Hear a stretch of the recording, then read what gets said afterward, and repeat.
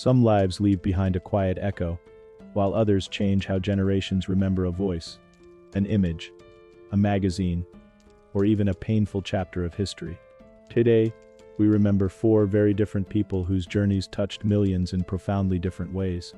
Their stories carried creativity, ambition, talent, influence, and in one case, terrible destruction that changed countless lives. From unforgettable characters and groundbreaking art to journalism that challenged convention, each life deserves to be understood in its full complexity. As we look back on their journeys, we remember what they created, what they changed, and the memories they leave behind.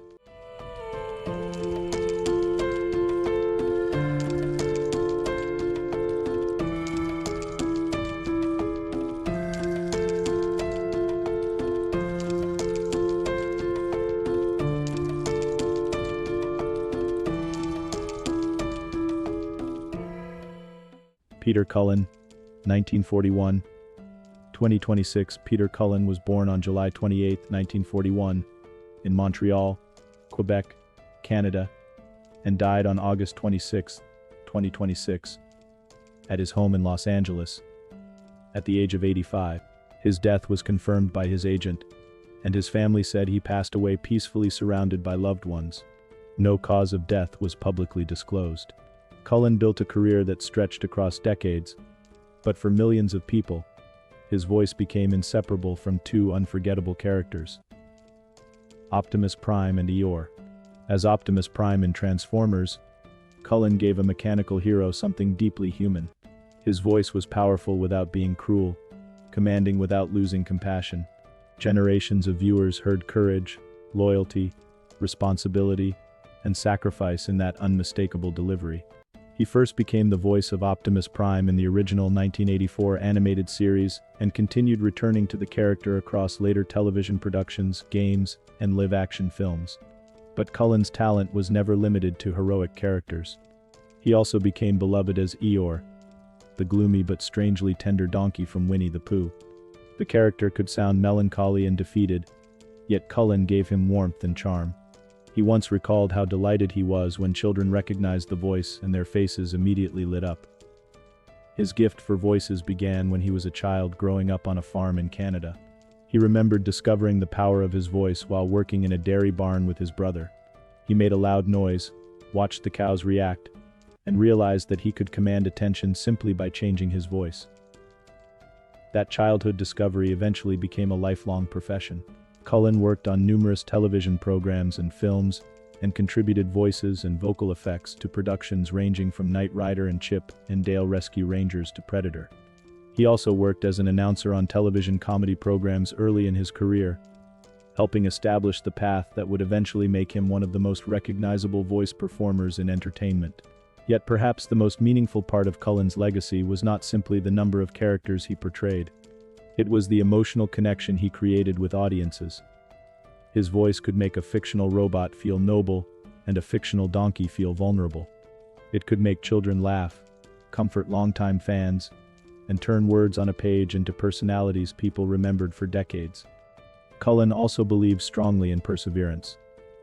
In interviews, he encouraged young people to discover what they loved, continue developing their abilities, and treat their talent like a muscle that becomes stronger through practice. His family asked that his legacy be honored through compassion, integrity, loyalty, service to others, and gentleness. Those values fit remarkably well with the qualities many people heard in his most famous character. Peter Cullen gave generations a voice to remember. His performances will continue speaking long after his own voice has fallen silent. His work brought strength, humor, tenderness, and courage into countless homes, and for that enduring gift, he deserves to be remembered with gratitude and deep respect.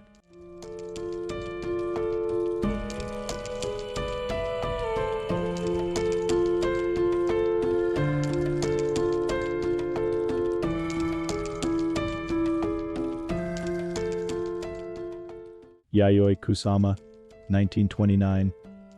2026. Yayoi Kusama was born on March 22, 1929, in Matsumoto City, Japan, and died on August 14, 2026, at a hospital in Tokyo, at the age of 97. Her official representatives confirmed her death, but no cause of death was announced. They also noted that she continued creating art until her final days.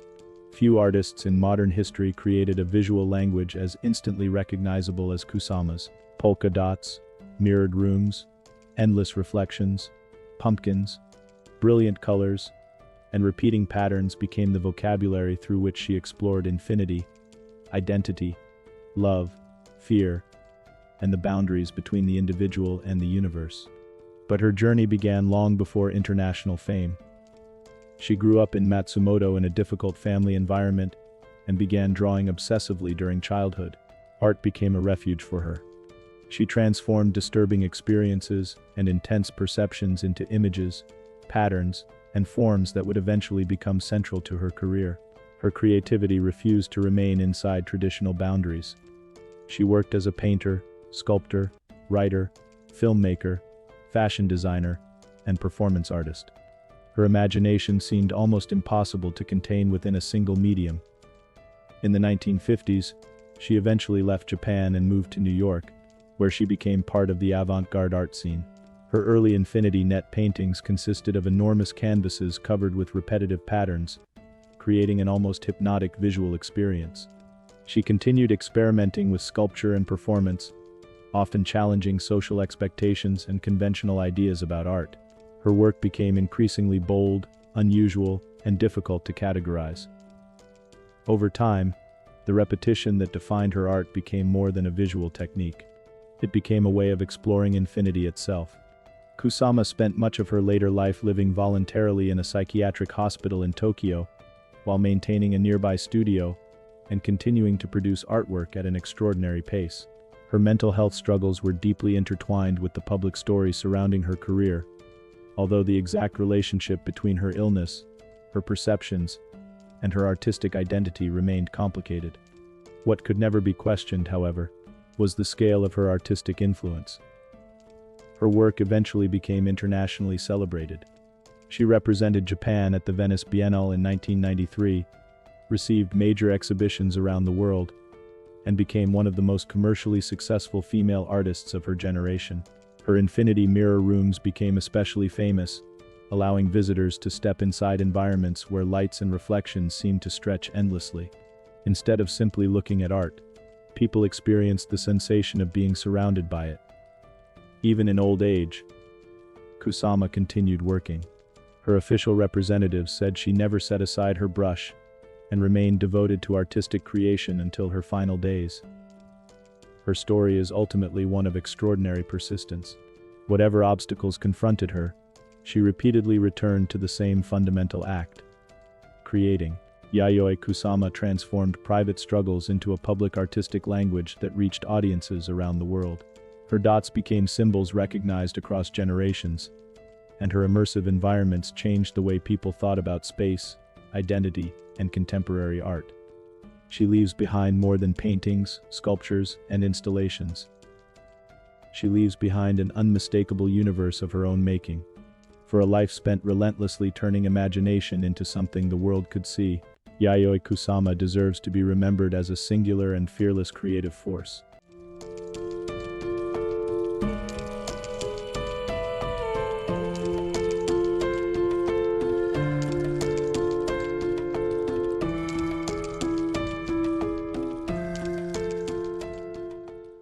Deirdre Mary McSherry, 1932, 2026.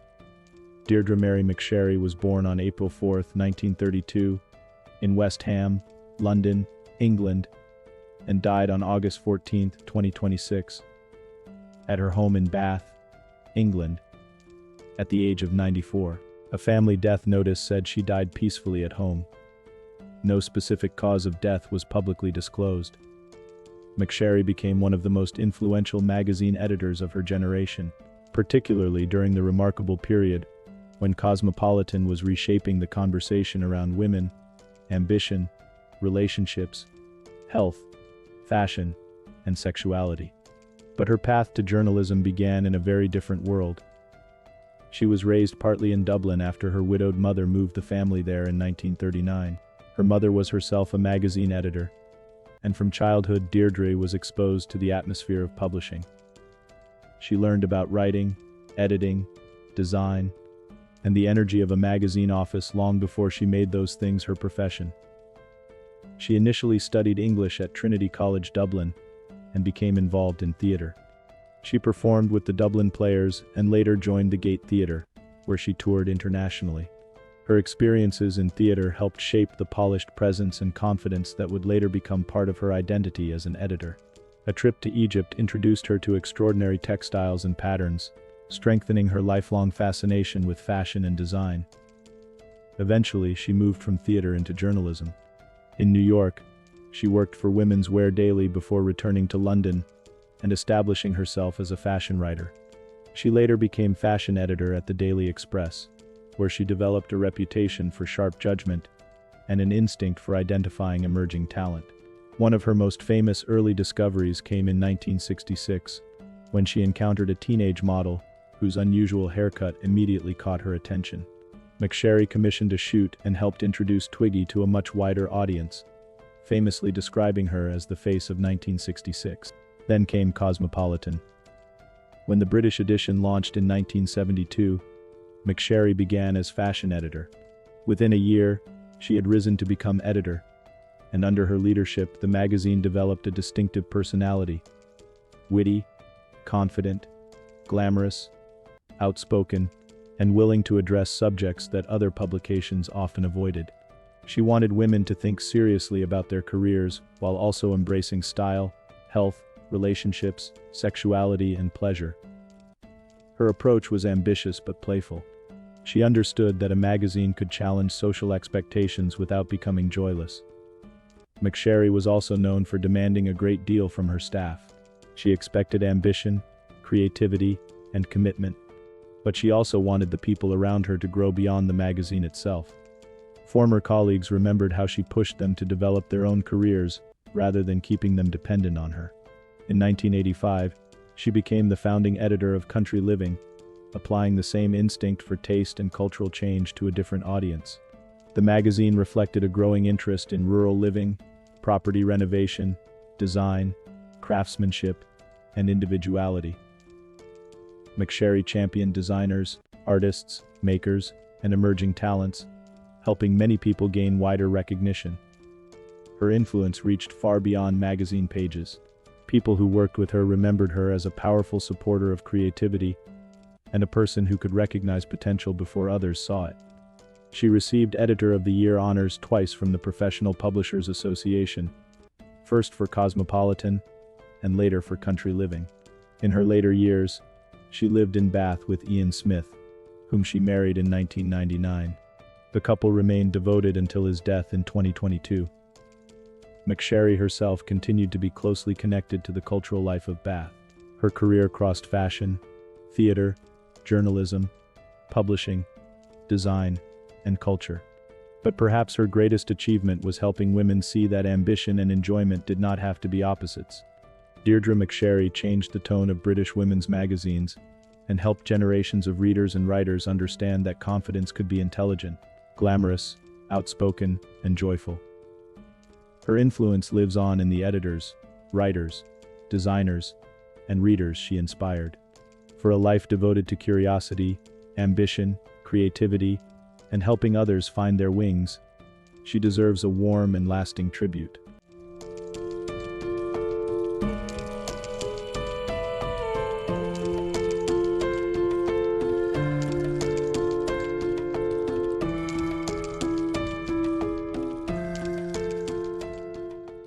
Ratko Mladić, 1942, 2026.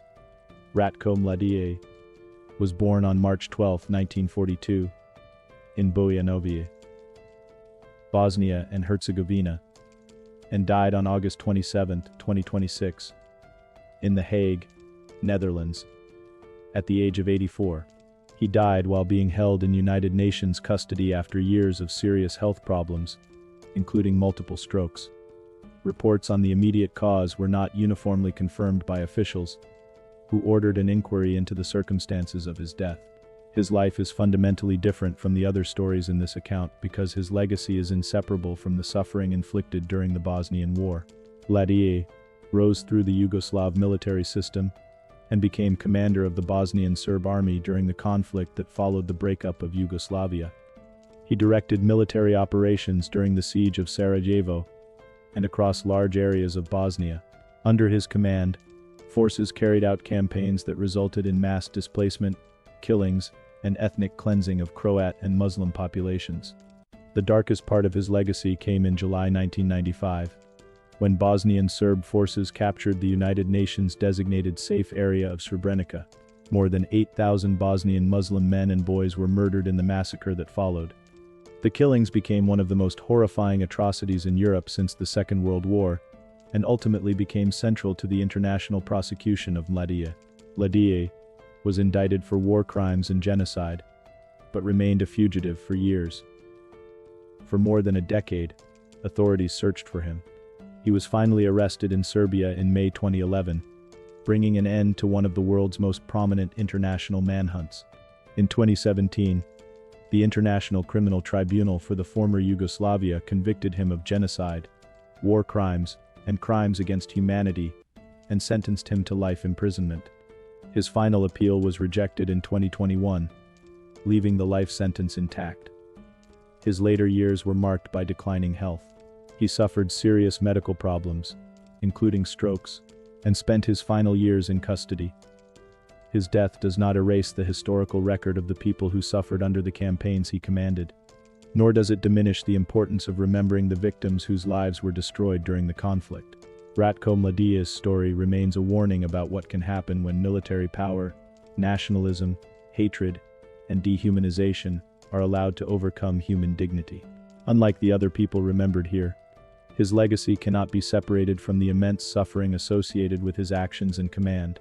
The most respectful way to remember the end of this life is therefore not through celebration, but through remembrance of those who never had the chance to live theirs.